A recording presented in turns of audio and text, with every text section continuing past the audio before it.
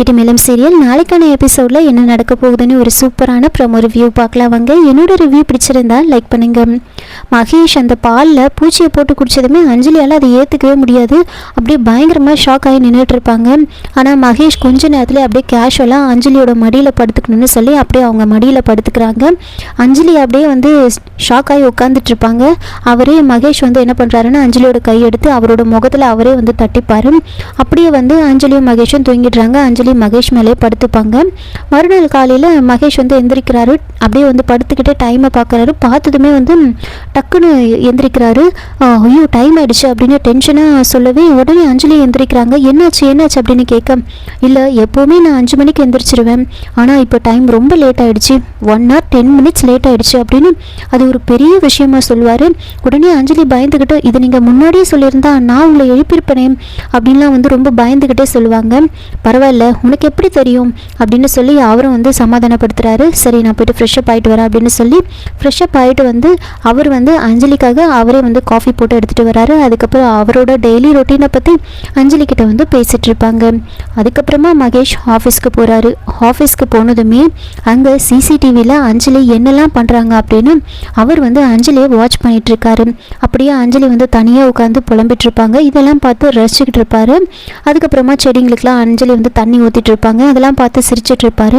திடீர்னு வந்து என்ன பண்ணுறாங்கன்னா அஞ்சலி வந்து அவங்க அம்மாவுக்கு கால் பண்ணி பேசுகிறாங்க. அப்போ மகேஷோட முகமே மாறிடும். ரொம்ப நேரமாக வந்து அஞ்சலி பேசிக்கிட்டே இருக்கிறத பார்க்க மகேஷ் அப்படியே ஒரு மாதிரி டென்ஷனான மாதிரி ஆகிடுவார். மீட்டிங்காக வந்து ரூம்குள்ளே வருவார். எல்லாரும் விஷ் பண்ணுவாங்க. அதை கூட கவனிக்காமல் அந்த சிசிடிவி இல்லை அஞ்சலி என்ன பண்ணுறாங்க அப்படின்னு வந்து அந்த வீடியோவை அப்படியே பார்த்துட்டே இருப்பார். அஞ்சலி பேசிகிட்டே இருப்பாங்க. சரின்னு உடனே வந்துட்டு அவரோட முகம் பயங்கரமாக மாறிடும். உடனே அஞ்சலிக்கு கால் பண்ணி பார்க்குறாங்க. பிஸின்னு வரும். விடாமல் கால் பண்ணிகிட்டே இருப்பாங்க. அஞ்சலி அவங்க அம்மா கிட்ட பேசிட்டு கிச்சனுக்கு போயிருப்பாங்க. அப்போ மகேஷ் வந்து கால் பண்ணுறாரு.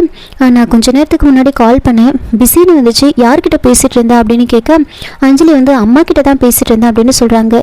அம்மா கிட்ட தான் பேசிகிட்டு இருந்தேன்னு சொன்னதுக்கப்புறம் தான் மகேஷோட வந்து முகமே மாறுது.